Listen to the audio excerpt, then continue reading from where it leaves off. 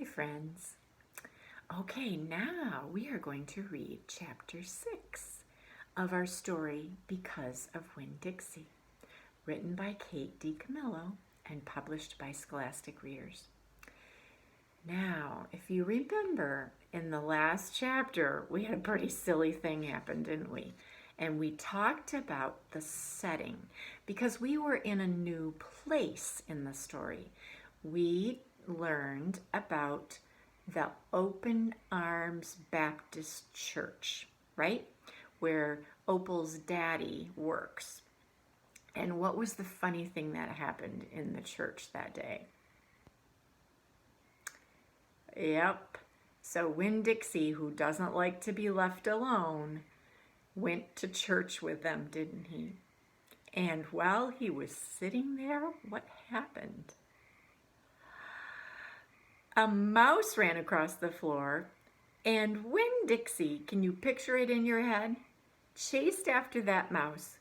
But the floor was so slippery that Winn-Dixie slipped and slided all over. The mouse ran all over. And pretty soon, did he catch the mouse? He did, didn't he? Did he squish the mouse in his mouth? Nope, he was careful and he didn't squish it. And then what did he do? He put it right at the foot of the preacher, didn't he? He dropped it right at the preacher's feet. And then when the mouse tried to run away, Winn-Dixie put his paw on the mouse's tail so it couldn't run away. Well, everybody thought that was very funny. And church is not usually funny, is it? So it became a very silly time. But everybody loved Winn-Dixie. They thought it was wonderful. So in our next chapter, chapter 6, we're going to learn about another place or part of the setting of our story. Okay? Now remember I talked to you about the stories always have beginning, a middle, and an end. And good writers always take their readers along the way from the beginning to the middle to the end of their story. And good stories have lots of good, interesting characters. We learn about the characters throughout the story. And they have interesting places. And they have things that happen in the story. So almost so that we can see it as if it were a movie in our head. So when you are writing stories, you want to keep that in mind. Because as a good writer, you have to remember your reader. You have to remember that people are going to be reading your story. So you have to take what's in your head and make sure you're putting it on the paper just like you want it to be so that the person reading it can understand what's in your head. That's what a good writer does. That's what Kate DiCamillo is doing when she's writing our story. She's making it so that we can see what she has in her head. That's what writers do. Okay, so we're reading our story, and the next place we're going to go is the library. And Opal is going to meet a friend. Let's read to find out who she meets. I spent a lot of time that summer at the Herman W. Block Memorial Library. The Herman W. Block Memorial Library sounds like it would be a big fancy place, but it's not. Now listen so that you can picture what this looks like, because that's the author's going to tell us now. It's just a little old house filled with books. And Miss Franny Block is in charge of them all.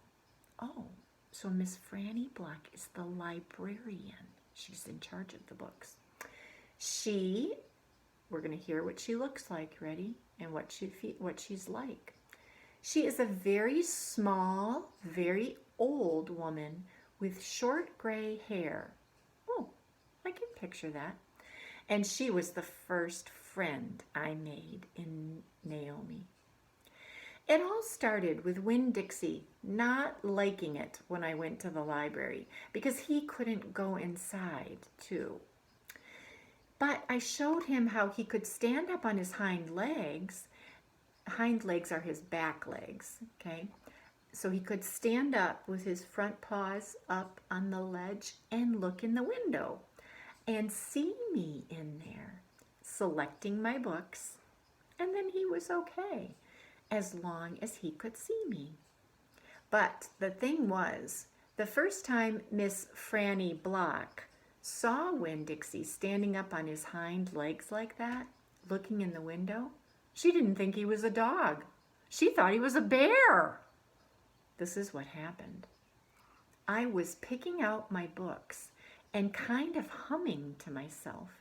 And all of a sudden, there was this loud and scary scream.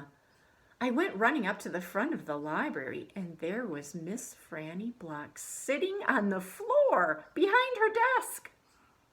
"Miss Franny," I said, "are you all right?" "A bear," she said. "A bear?" I asked. "He has come back," she said.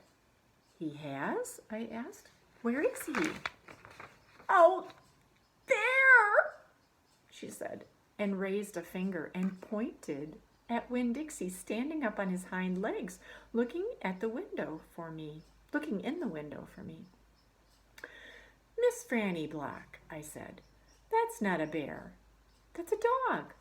That's my dog, Winn-Dixie." "Are you positive?" she said. "Yes, ma'am," I told her. "I'm positive. He's my dog. I would know him anywhere." Miss Franny sat there trembling and shaking. "Come on," I said. "Let me help you up. It's okay." I stuck out my hand, and Miss Franny took hold of it, and I pulled her up off the floor. She didn't weigh hardly anything at all. Once she was standing on her feet, she started acting all embarrassed, saying how I must think she was a silly old lady mistaking a dog for a bear, but that she had had a bad experience with a bear coming into the Herman W. Block Memorial Library a long time ago, and she had never quite gotten over it. "When did that happen?" I asked her. "Well," said Miss Franny, "it is a very long story." "That's okay," I told her. "I am like my mama in that I like to be told stories. But before you start telling it, can Winn-Dixie come in and listen too? He gets lonely without me."